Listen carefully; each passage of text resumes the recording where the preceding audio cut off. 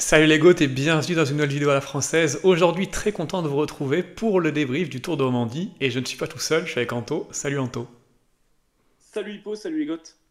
Et on va débriefer cette course où on a bien cru qu'on aurait peut-être un successeur à Christophe Moreau. Mais finalement, c'est Joao Almeida qui s'empare du général sur le dernier chrono, juste devant Lenny Martinez. Est-ce que tu y croyais toi avant ce chrono? Non, honnêtement, non. On se doutait que Joao Almeida. Je pensais même que Lenny perdrait plus de temps que ça sur le dernier chrono. Et donc, je pensais même peut-être que Jevine pourrait passer et que Lenny irait chercher la troisième place.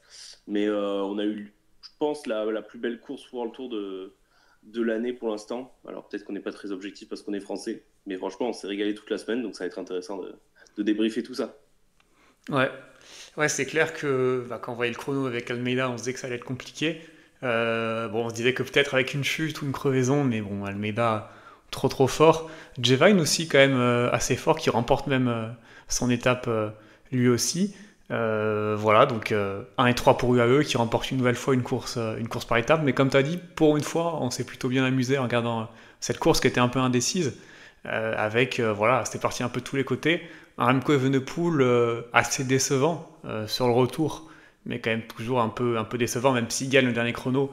Mais sa semaine est un peu bizarre, niveau tactique surtout. Il y a des étapes où il a fait rouler toute son équipe.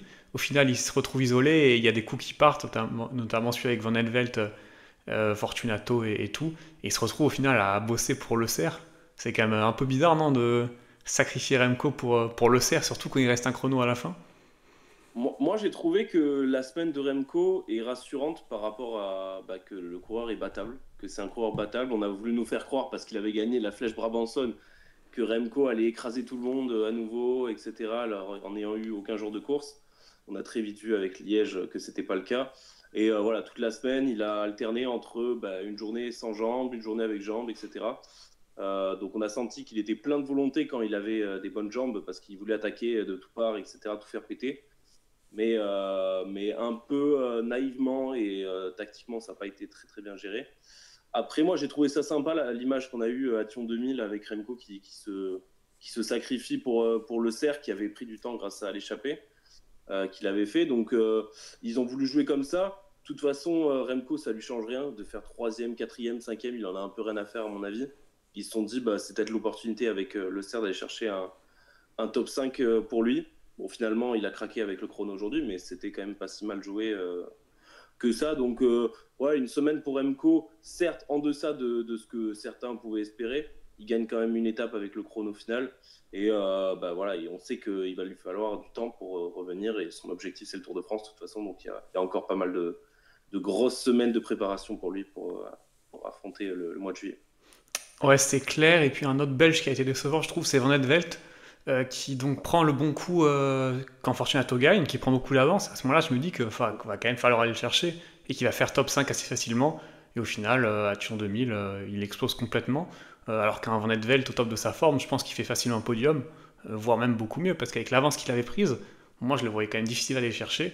Et un peu à l'image voilà, de Van Velt de ces C'est ça, derniers temps, sinon. Mmh. Mmh. c'est un peu compliqué. Donc un peu décevant de ce côté-là, au contraire de Astana qui continue toujours de marquer des points avec Fortunato donc, qui remporte une étape et qui fait top 4, il me semble, au général. Ouais. Solide. Solide aussi Fortunato. On n'en Mmh. parlera pas, mais il y a Astana qui fait beaucoup de points aussi en Turquie avec Footpulse. Donc finalement, ils sont en train de faire une remontada. Voilà, même si Champoussin n'a pas été exceptionnel sur ce Tour de Romandie. Bon, Astana, il faudra qu'on en parle. Je sais pas si on fera cette vidéo que JB voulait faire sur un peu le point. Peut-être qu'on le fera après le Giro pour faire un peu le point sur ce début de saison qui marche complètement sur l'eau et c'est assez impressionnant. On a vu Fortunato gagner. Il y a eu un doublé à nouveau aujourd'hui, je crois, sur une 1.1. Tu as parlé du Tour de Turquie. Donc, un peu étonnant de voir certains coureurs qu'on voyait plus du tout ces dernières années qui sont de retour au top. Alors, oui, il y a eu un changement de direction, il y a eu un changement de vélo, etc. Au point de, voilà, falloir essayer de comprendre un peu ce qui se passe chez Astana, un peu ce qu'on avait vu chez Decathlon l'année dernière également aussi. Il se passe des trucs des fois chez certaines équipes. Bon, après, tant mieux pour la course. Sinon, pour revenir après à cette semaine en Romandie, On a quand même eu une victoire assez surprise sur le prologue, faut pas quand même Oui, oui. l'oublier. Après, ce De genre de Samuel Watson. prologue, c'était toujours un peu quand même surprenant. Très très Et peu c'était de kilomètres. c'était Ziegler qui l'avait gagné l'an Ouais, passé. ouais, ouais. Et, et Qui a donc là, ouais, bien placé encore, d'ailleurs, Zylar, il me ouais. semble. Mais Mm. voilà, qui est battu par Romeo. Ouais. Après, j'ai plus le classement en tête, mais du coup, Watson, ouais, qui s'impose. Ouais, il faisait partie voilà, un peu des favoris, même si sur ce genre de chrono, il n'y a pas trop de favoris, mais c'est toujours des chronos qui sont un peu bizarres. Moi, j'attendais beaucoup Oliveira, qui fait 2, il me semble, de tête, qui était Mm. en très grosse forme. Oliveira, ouais. Mm. Donc voilà, Il y a Bisseguer aussi qui fait un beau chrono, qui fait Bisseguer, ouais. quatrième. Bisseguer Mais qui fait un bon chrono.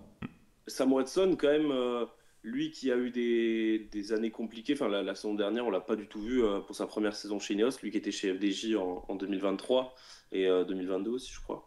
Là, pour le coup, bah, première victoire pour lui en World Tour.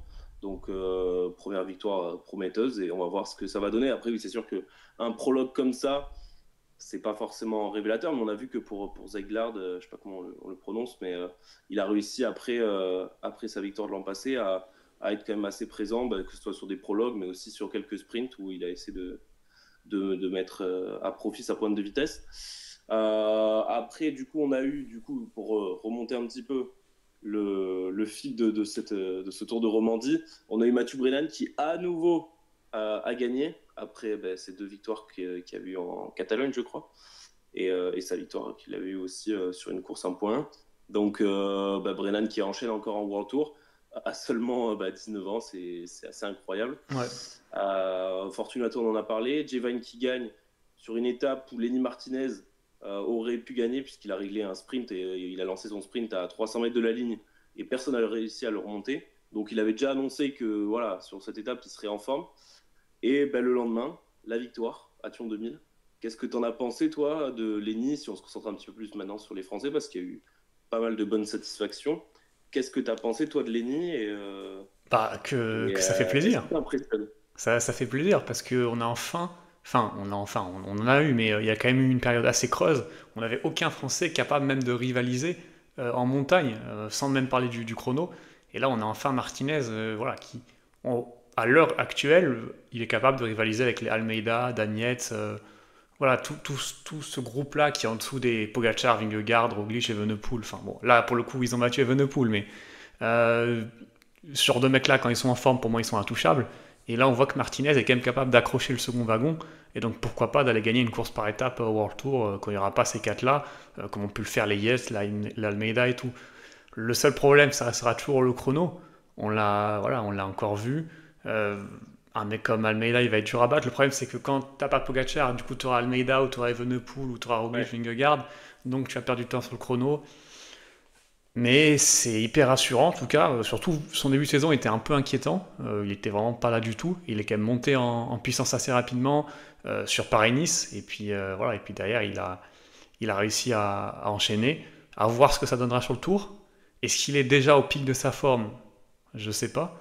Mais, euh, mais voilà, sur le tour, pourquoi pas pour un top 10, top 10, top 5. Je le trouve un peu dur sur. Tu parles de son début de saison, au contraire, moi je trouve qu'il fait une saison bah, pour l'instant Bah, assez son début de exceptionnelle. saison, Alors, sur le c'était le tour tour de. de Valence, là, Oui, où le Tour de Valence et les premières courses françaises, je le trouvais pas incroyable, souvent à oui, bosser pour il a Buitrago. bossé pour Buitrago. Bah, après, sur le tour des Alpes-Maritimes, là où il bosse pour Buitrago, il fait quand même troisième du général. Hein, donc, au final, Oui, ça mais bon, reste quand même après, pas mal. c'est le Tour des Alpes-Maritimes. Mais moi, je pense vraiment qu'il y a ce moment où il gagne sa première victoire World Tour à Paris-Nice. Et là, tu as un peu l'impression que c'est le déblocage. Toute la semaine, il était monstrueux. Il se fait piéger par la bordure et après, du coup, il lâche complètement le général. Mais ensuite, bah, après Paris-Nice, où bon, le général est un peu à relativiser, mais il a gagné et voilà, il a fait des belles placettes toute la semaine. Le Catalogne, il fait cinquième. La Flèche, il fait quatrième. Et là, il va faire deuxième du classement général avec une victoire d'étape. Moi, je trouve qu'il fait en fait, il a une progression linéaire. Il a que 21 ans et ça, on l'oublie. Quand on voit bah, qu'un mec comme Matt Sondel a le même âge que lui, mais ils sont pas au même point de carrière, mais on va en parler juste après, mais c'est incroyable aussi. À 21 ans, certes, voilà, c'est pas un Juan Ayuso qui est hyper précoce et qui va déjà gagner toutes ses courses par étapes World Tour, etc. et compagnie. Mais moi, je trouve que ce que j'aime dans sa progression, c'est que l'année dernière, on avait déjà vu des choses sympas le prologue, notamment de la Volta. Alors, je sais plus si c'était l'année dernière ou il y a 2 ans, où il était déjà bien placé. Donc, on voyait qu'en chrono, il n'était pas non plus à la ramasse. Là, il va perdre même pas 15-20 secondes sur Almeida sur le chrono. Voilà, c'est pas non plus un mec qui va perdre à l'image de ce qu'on avait avant, des mecs qui peuvent perdre 1, 2, 3 minutes sur les chronos. Là, lui, il va perdre au pire 1 minute sur des longs chronos, voire 30 secondes et surtout sur les mecs comme Almeida qui sont des rouleurs grimpeurs. Mais des mecs comme Almeida rouleurs grimpeurs, il n'y en a pas 10 millions. Et moi, je trouve ça intéressant et je pense que cette progression linéaire qu'il a eue sur ce début de saison avec plus de stages en altitude fait avec Bahreïn, ça va se continuer. Et s'il progresse comme ça, step by step, année après année, bah, peut-être qu'on peut se croire à plus pour Lenny, voire un podium sur un grand tour, quoi. Ah oui, bah, un podium, ce sera possible. Après, cette année, sur le Tour de France, le problème pour moi, c'est que le chrono, c'est tellement important que, je sais Ouais. pas, c'est compliqué. Pour moi, il y a une vraie amélioration quand même à faire en chrono, parce que sur des courses comme ça d'une semaine, il y a tellement peu d'écart que si tu perds 30 secondes sur un chrono, c'est quasiment rédhibitoire. Parce que là, Almeida, il le bat au sprint, mais je suis pas sûr qu'il avait les capacités de le lâcher et de lui mettre 30 secondes en montagne, en tout cas pas encore, hein. Peut-être que ça viendra avec le temps. Mais ouais, c'est quand même ultra rassurant d'avoir Lenny Martinez comme ça, bon coureur français de classement généraux. Quand tu fais la comparaison à côté avec, ok, il était en reprise, mais David Gaudu, c'est quand même un peu inquiétant en vue du Giro qui va commencer la semaine prochaine et qui est quand même son gros objectif de la saison. Alors il n'a pas eu de chance, Gaudu, il est quand même tombé plusieurs fois. Il semblait plutôt en jambes en début de saison, mais là Bah, très c'est gentil. c'est compliqué. Compliqué pour Gaudu. Le classement général du Giro, ça semble déjà un peu compromis. Ou alors il faudrait vraiment qu'il y ait une évolution incroyable. Bah, il a dit qu'il va avoir là 15 jours assez compliqués, donc peut-être un début de Giro qui va être un peu complexe. On en parlera d'ailleurs dès jeudi dans la preview du Giro, parce que ça commence vendredi, donc ça arrive très très très vite ce Giro. Et bah, je pense que oui, ça va être assez compliqué, en tout cas sur le début du Giro pour Gaudu. Il fait 30e, on l'a pas vu de la semaine, pour être honnête, hein. Il a été transparent. Après, ça lui fait quand même du rythme et de retrouver de la compétition. On a vu son niveau en début de saison, donc il peut pas avoir perdu. Enfin voilà, c'est plus, je pense, sa condition qui est pas au top que son niveau pur, parce que bah, battre quand même, même si c'était sur le Tour d'Oman, battre un mec comme Adam Yates en début de saison, c'est pas non plus rien. Maintenant, on va voir ce que ça va donner sur le Giro. Moi, je préfère rester sur du positif parce qu'on en parlait il y a quelques instants. Mathis Rondel, 9e du classement général. Vous savez qu'on l'avait déjà interviewé. Lenny, on l'a déjà interviewé. Mathis, on l'a déjà interviewé. Ça fait 2 mecs dans le top 10 du Romandie. Et 9e du classement général. Il a été impressionnant toute la semaine en finissant toujours avec un peu le second wagon, on va dire, de la course. Donc voilà, il fait 7e à Thuon 2000, ce qui est quand même assez honorable pour un mec qui faisait sa première course World Tour, tout simplement. Course par étape, mais aussi course World Tour. Et après un Tour des Abruzzes où il est fini 4e, pas loin du podium, certes, c'était pas avec la même concurrence. Là, il va chercher du coup un top 10 assez impressionnant. Qu'est-ce que tu en as pensé, toi, de Mathis Rondel chez Bah, Tudor? c'est encourageant ce genre de perf quand tu fais ta première course pro et enfin ta première course World Tour et que tu sors ça, c'est que quand même voilà, t'es quelqu'un et que c'est pas n'importe qui. Maintenant voilà, faut lui laisser le temps de se développer et puis on verra. Je sais pas du tout quel est son programme à Mathis Rondel. Est-ce qu'il va recourir en World Tour ou pas? On Mais sait. voilà, ce serait bien de le voir sur peut-être des petites courses un peu inférieures. Après là, c'est vrai que pour les grimpeurs, voilà, va peut-être pas y avoir un million d'occasions. Surtout que Tudor est pas invité partout aussi. Ça c'est vrai que j'avais oublié. Mais voilà, ouais, non, c'est encourageant pour Rondel. Et on verra ce que ça donne par la suite. Il y a aussi Alex Baudin qui du coup a profité du coup dont on avait parlé avec Van Velt et Fortunato pour s'emparer du maillot jaune. Bon, maillot jaune qui, voilà, qui n'a pas gardé dans le Tour 2000, mais bon, c'est quand même une belle performance pour Baudin. Peut-être un peu décevant de s'être fait piéger par Fortunato voilà, sur une attaque un Ouais. peu, un peu bizarre. Enfin, il faisait que regarder Van Velt. Donc moi je trouve ça un peu dommage parce qu'il y avait quand même moyen d'aller chercher la victoire, je pense. Mais voilà, donc plutôt en forme, Baudin aussi, qui a bien senti le coup en tout cas. Ouais, ouais, non, c'est clair. C'est clair. Et puis après, bon. Petite déception pour Léo Bizio qui a dû abandonner dès le deuxième jour après le prologue. On l'a vu avant-dernier du prologue et je pense que c'était une bonne semaine pour lui pour se tester. Il n'avait pas de gros leader à côté, même s'il y avait Stone Method qui était là, mais voilà, ils avaient un peu, je pense, leur carte. Malheureusement, on n'aura pas trop vu ce que ça peut donner, mais il reviendra peut-être. Ouais, ouais. Bah, un peu discret, les décathlons quand même. On a vu Paris-Peintre Ouais. sur la première étape remportée par Brennan. Pénal. Mm. Mais voilà, c'est d'ailleurs sprint un peu bizarre. Bah, il y avait quasiment pas de sprinter en même temps à part Brennan.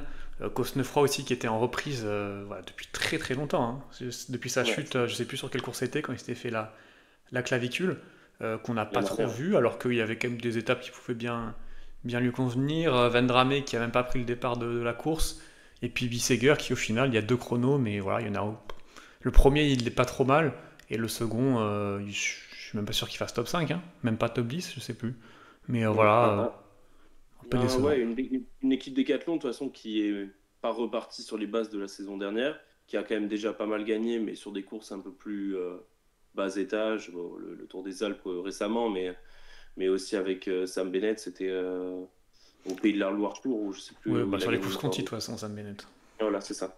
Mais, mais du coup, euh, quand on parle de Decathlon, il serait sur le Ouais. point de signer déjà Tige Bennett, qui Ah serait oui. un très très gros coup pour les courses pavées, et puis même pour toutes les courses en général, il est ultra polyvalent, mais surtout Ouais. Olaf Koy, le sprinter de la Jumbo, et donc là, ce serait vraiment voilà, une amélioration énorme pour Decathlon, Koy qui est top 4 meilleur sprinter du monde, c'est quand même assez énorme pour une équipe comme ça. Bah, surtout que bon, Sam Bennett commence à être vraiment très vieillissant. Je pense qu'ils ont vraiment besoin de. C'est un peu leur gros point faible. Ils n'ont pas de sprinter. Sur les grands tours, ça leur coûte énormément parce que ben, c'est quand même une grosse partie de chaque grand tour. Donc ouais, c'est sûr que ça va être intéressant de suivre ça. Et surtout, ben, ça veut dire qu'ils ont du budget. Donc ben, c'est bien de l'utiliser pour un mec comme Olaf Koy qui t'assure au moins 5 6 victoires par saison minimum et peut-être des victoires en World Tour aussi, quoi. Ouais. Ouais, va falloir voir. Après, Tige Benoît, je sais pas trop si c'est vraiment une si bonne idée que ça. Ça peut renforcer un peu leur pôle classique, mais bon, il est quand même assez vieillissant.